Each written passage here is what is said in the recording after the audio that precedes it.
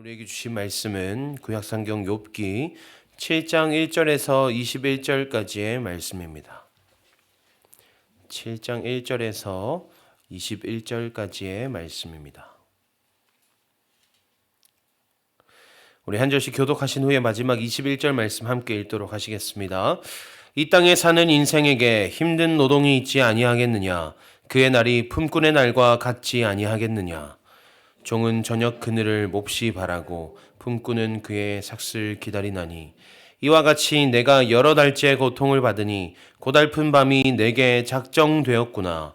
내가 누울 때면 말하기를 언제나 일어날까 언제나 밤이 갈까 하며 새벽까지 이리 뒤척 저리 뒤척 하는구나. 내 살에는 구더기와 흙덩이가 의복처럼 입혀졌고 내 피부는 굳어졌다가 터지는구나. 나의 날은 배틀의 북보다 빠르니 희망 없이 보내는구나. 내 생명이 한낮 바람 같음을 생각하옵소서. 나의 눈이 다시는 행복을 보지 못하리이다. 나를 본 자의 눈이 다시는 나를 보지 못할 것이고 주의 눈이 나를 향하실지라도 내가 잊지 아니하리이다. 구름이 사라져 없어짐 같이 수올로 내려가는 자는 다시 올라오지 못할 것이오니 그는 다시 자기 집으로 돌아가지 못하겠고 자기 처소도 다시 그를 알지 못하리이다. 그런즉 내가 내 입을 금하지 아니하고 내 영혼의 아픔 때문에 말하며 내 마음의 괴로움 때문에 불평하리이다. 내가 바다니이까 바다 괴물이니까 주께서 어찌하여 나를 지키시나이까? 혹시 내가 말하기를 내 잠자리가 나를 위로하고 내 침상이 내 수심을 풀리라 할 때에 주께서 꿈으로 나를 놀라게 하시고 환상으로 나를 두렵게 하시나이다. 이러므로 내 마음이 뼈를 깎는 고통을 겪으니 차라리 숨이 막히는 것과 죽는 것을 택하리이다. 내가 생명을 싫어하고 영원히 살기를 원하지 아니하오니 나를 놓으소서. 내 날은 헛것이니이다. 사람이 무엇이기에 주께서 그를 크게 만드사 그에게 마음을 두시고 아침마다 권징하시며 순간마다 단련하시나이까? 주께서 내게서 눈을 돌이키지 아니하시며 내가 침을 삼킬 동안도 나를 놓지 아니하시기를 어느 때까지 하시리이까? 사람을 감찰하시는 이여 내가 범죄하였던들 주께 무슨 해가 되오리이까? 어찌하여 나를 당신의 관역으로 삼으셔서 내게 무거운 짐이 되게 하셨나이까? 함께 읽습니다. 주께서 어찌하여 내 허물을 사하여 주지 아니하시며 내 죄악을 제거하여 버리지 아니하시나이까? 내가 이제 흙에 누우리니 주께서 나를 애써 찾으실지라도 내가 남아있지 아니하리이다. 아멘. 오늘 주신 말씀 가지고 결국엔 하나님입니다 라는 제목으로 함께 말씀을 나누고자 합니다. 우리는 어려움을 겪을 때 기도합니다. 그런데 참 아쉬운 것은 하나님께서는 우리가 힘들다고 기도할 때마다 바로바로 응답해 주시고 바로바로 위로해 주시고 바로바로 헤쳐갈 길을 알려주시면 좋을 텐데 하나님은 때때로 우리의 그 기도 가운데에 하나님은 침묵하실 때가 많으시다라는 것 같습니다. 그래서 우리는 그 침묵을 기다리지 못해서 하나님의 침묵하심을 기다리지 못해서 눈을 돌려 다른 것을 의지하게 됩니다. 가족을 의지하게 되기도 하고 동료나 친구들을 또 의지하기도 합니다. 우리의 어려움을 그들에게 토로하는 것이죠. 그러나 그래서 해결이 됩니까? 되지 않습니다. 아무리 나의 힘든 마음을 털어놔도 그 답답함이 사라지지 않습니다. 저도 언젠가 사역 가운데 큰 어려움을 겪었을 때가 있었습니다. 그래서 아무리 해결점을 찾으려 해도 찾을 수 없고 아무리 이 문제를 어떻게 헤쳐나가야 할까 기도했지만 도무지 방법을 알 수가 없었습니다. 그래서 아내에게 털어놓기도 하고 또 목사님께 털어놓기도 하고 아무리 주변 사람들에게 또 털어놔도 그 답답함이 사라지지가 않았습니다. 그런 시간을 보내던 와중에 저에게 찾아온 것은 허무함이었습니다. 내가 이제껏 달려온 시간이 부질없구나. 내가 그렇게 달려왔음에도 그것이 그다지 나를 성장시키지 못했고 내가 지나온 그 시간들, 내가 쌓아왔다고 생각했던 그 시간들이 참으로 내가 정말 큰 문제를 맞닥뜨렸을 때에 그것이 나에게 유익이 될 수 없구나라는 그 허무함을 느끼게 되었던 그런 경험이 있습니다. 그런데 오늘 말씀에 등장하는 욥도 마찬가지인 것 같습니다. 7절 말씀에서 욥이 이렇게 말합니다. 내 생명이 한낱 바람 같음을 생각하옵소서. 생명이 바람 같다는 것이 무엇입니까? 한낱 흩날리는 인생이라는 것입니다. 남겨질 것도 없고 붙잡을 수도 없습니다. 그냥 흘러가 버리는 덧없는 인생, 의미 없는 인생이다. 이렇게 고백하는 것입니다. 우리가 삶을 살아가는 가운데 가장 큰 상실감을 느낄 때가 언제인가? 그것은 삶의 의미를 잃어버릴 때입니다. 저희 아내가 그런 이야기를 한 적이 있었습니다. 육아에 지쳐서 이제 힘들다 보니까 내가 하루하루 이렇게 이 아이들과 씨름하는 것이 도대체 내 인생이 너무너무 의미 없는 인생같이 그냥 하루하루 그냥 견뎌야만 하는, 버텨야만 하는 그런 어려운 가운데 내가 너무 절망스럽고 좌절스럽다, 이런 이야기를 한 적이 있습니다. 그러니까 내 인생 가운데에 내가 살아가는 그 모양들이 의미가 없게 여겨질 때 우리는 가장 큰 상실감을 느끼게 되더라는 것이죠. 그런데 그 모든 상실 속에서, 그 절망의 순간에서 욥은 다시 하나님을 바라봅니다. 우리는 이제 모든 상실을 고백한 욥이 하나님을 대하는 태도가 조금 달라지게 됨을 발견할 수 있습니다. 6장에서만 해도 나는 하나님의 말씀을 거역하지 않았기 때문에 고통 가운데서도 기쁩니다라고 욥이 말했습니다. 그런데 그러니까 자신의 의로움을 자부했던 욥인데 오늘 본문 11절에 와서는 이렇게 말합니다. 그런즉 내가 내 입을 금하지 아니하고 내 영혼의 아픔 때문에 말하며 내 마음의 괴로움 때문에 불평하리이다. 6장까지만 해도 그럼에도 나는 의로운 사람이니, 그럼에도 나는 하나님 앞에서 부끄러움이 없는 자이오니 내게 있는 고통이 도무지 이해되지 않습니다라고 이야기하던 욥이 이제는 하나님 저 너무 힘든데 제가 이제 불평 좀 할게요. 제가 이제 거룩한 척하는 것도 힘들고 지칩니다. 하나님 이제 제가 좀 솔직하게 다 털어놓겠습니다. 여기 와서 한번 앉아보세요. 하나님. 지금 그렇게 지금 하나님께 지금 독대를 요청하는 것입니다. 그리고 토로하는 불만이 무엇입니까? 12절 말씀에 내가 바다니이까 바다 괴물이니이까 주께서 어찌하여 나를 지키시나이까. 어찌하여 나를 지키시나이까 라는 표현은 긍정적인 표현이 아니라 부정적인 표현입니다.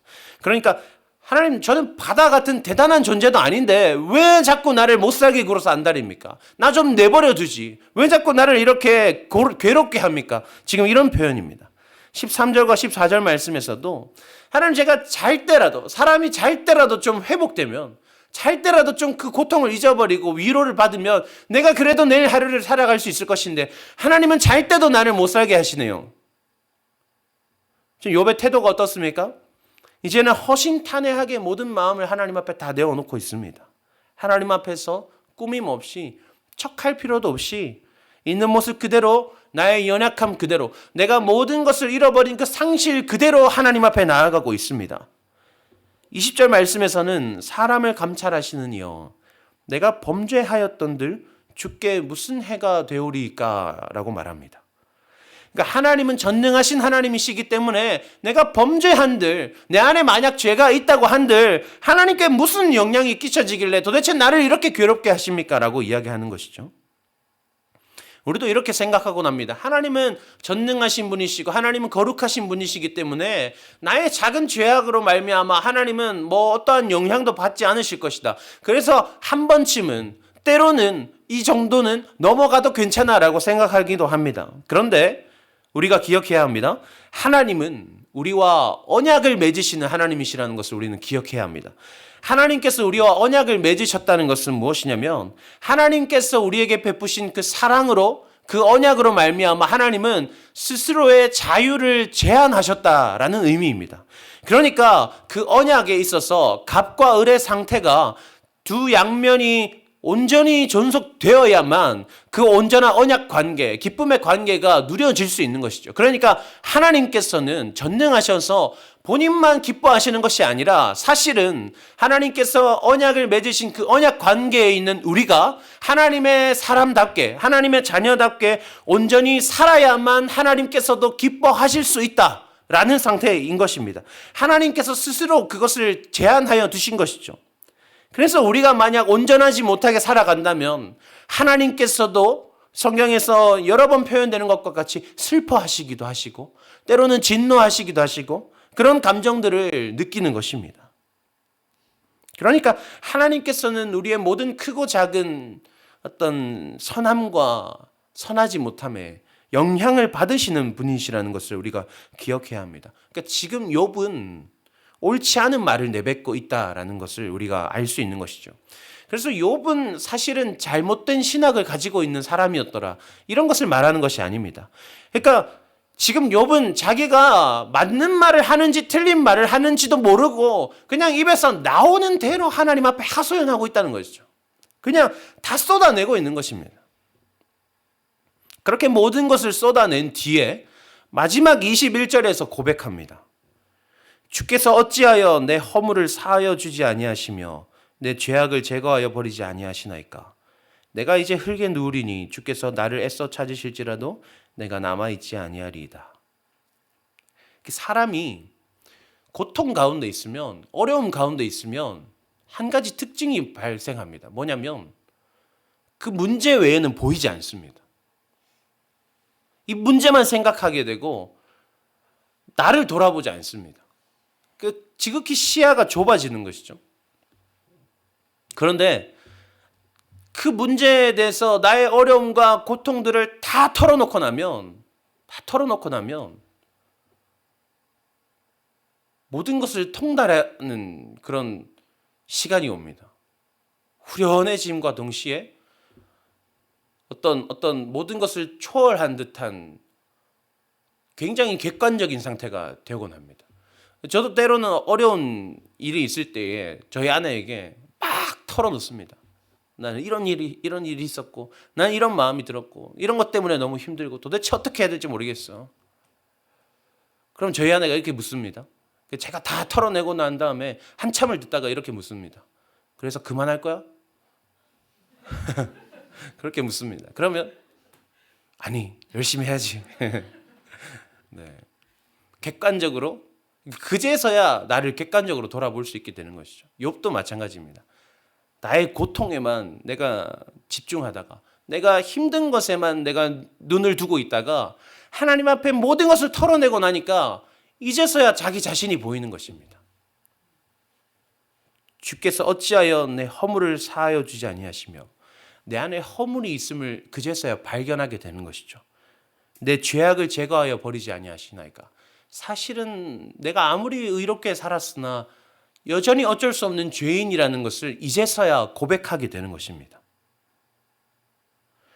결국 욥은 자기가 가진 모든 것을 잃어버리고 그 엄청난 극한의 고통까지 다다른 후에 그 모든 힘듦과 외로움들을 다 토로한 뒤에야 비로소 자신의 참된 모습을 발견하게 된 것입니다.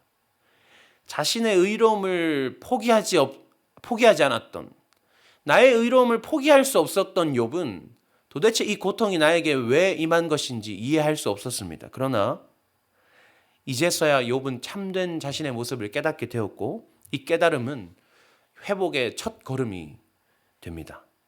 욥이 그래서 결국 욥기서 42장 5절에서 내가 주께 대하여 귀로 듣기만 하였사오나 이제는 눈으로 주를 배움나이다 라고 고백할 수 있었던 그 참된 회복의 첫 시작이 바로 철저히 무너진 삶 속에서 객관적으로 나를 바라보는, 하나님께서는 나를 어떻게 바라보시는가를 깨닫게 된 그 시점이었던 것입니다.